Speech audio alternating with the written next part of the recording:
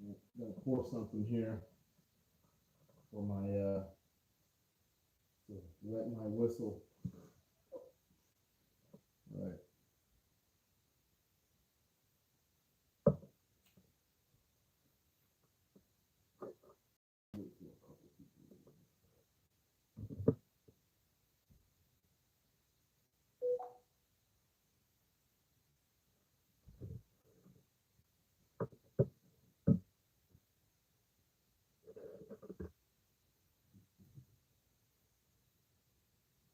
All right.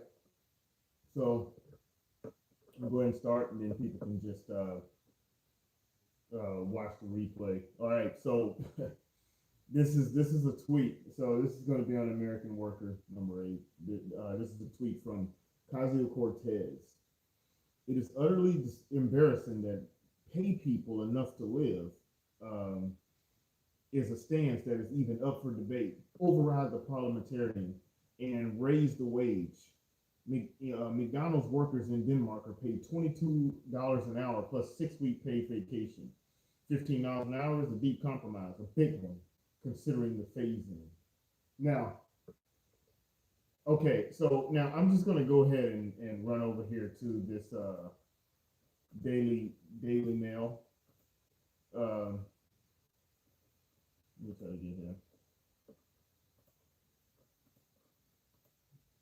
Sorry. I already had it open. Okay, so I'm going to go over here to the Daily Mail. I'm going to read something here. It says, okay, Denmark became the first European nation to tell Syrian refugees that they must return home, saying the country is now safe. Now, sorry. Now, here's the thing. I'm trying to turn this all down. Now, here's the thing. If they're sending people home and they're telling the Syrians that the people that migrated to Syria, hey, your country's now safe. You need to go home. And I've actually heard this from someone that I knew pretty well up in Illinois, and she was from Sweden, and she was saying that a lot of the Syrians and stuff that were going and migrating to their country were coming over, complaining about everything, taken from the system and not putting in. So this is already. Denmark has stripped 94 Syrian refugees in the country of residency permits.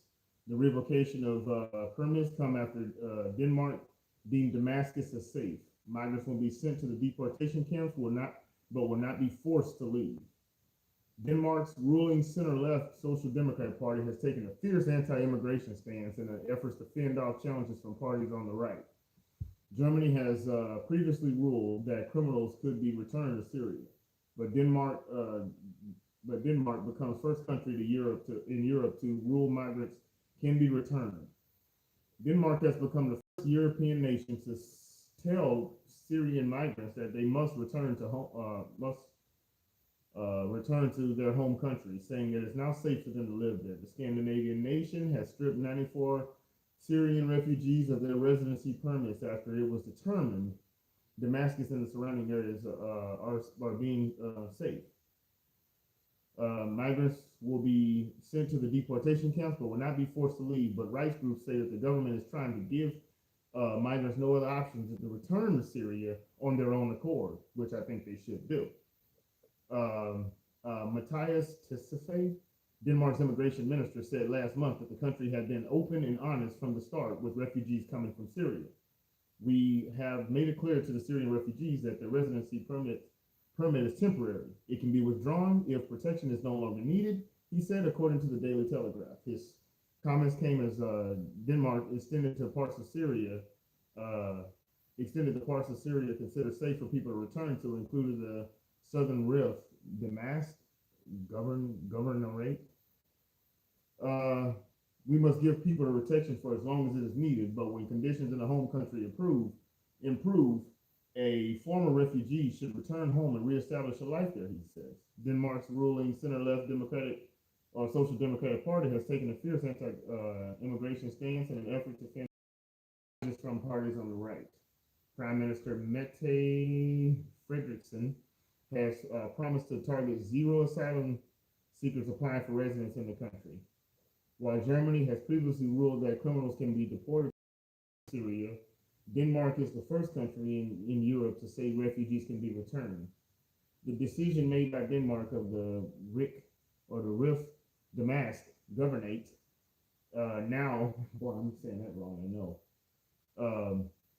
now means that the further 350 Syrian residents in the country temporary protections permits reassessed. This is on top of the roughly 900 refugees from Damascus who had their cases reopened last year.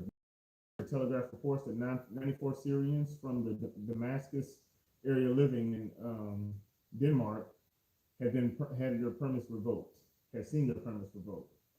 This came after a December 2019 ruling by Denmark's Refugee Appeals Board that the conditions in Damascus were no longer sufficiently dangerous to give grounds for temporary protection without any additional personal to give asylum. Now, here's the thing, as far as I'm concerned. I think these people are doing the right thing because the thing is you can only, I've said this before, it doesn't help the American worker in any kind of way to constantly have this mass economic migration going on. That just is not helpful to us at all. Denmark and like I said, a friend of mine that's from a Scandinavian country in Sweden, she said the same thing. These people are coming over. They're steadily coming over here. They're steadily going over to Sweden, taking advantage of everything, taking advantage of all the social, the healthcare, taking advantage of the unemployment, taking advantage of the welfare and everything else, and not even putting into the system. See, and I've said this before, you would be surprised just how quote unquote liberal I can be, but or how much I can compromise. I've said this before when it comes to Andrew Yang's UBI. You know what? I could almost get with it if we send back all the people, if we get rid of all the people that are in the country illegally. If we get rid of all the people that are in the country illegally, we can talk about UBI. But until then, no one that is in this country illegally should be getting it. Should be even part of the conversation. There's no way to truly assess the needs of everyone of the people, of the American people, the worker, until you put that American worker at ground zero. Ground zero, American worker does not have to compete with foreign labor, that's not having his wages suppressed because of foreign labor, then and the benefits suppressed because of foreign labor and everything. Doesn't need to be any kind of outside influence. Then we can fully assess what exactly the American worker needs. But until then, anything about UBI. Not while we're sitting there importing all these people. I don't want to hear anything about universal health care.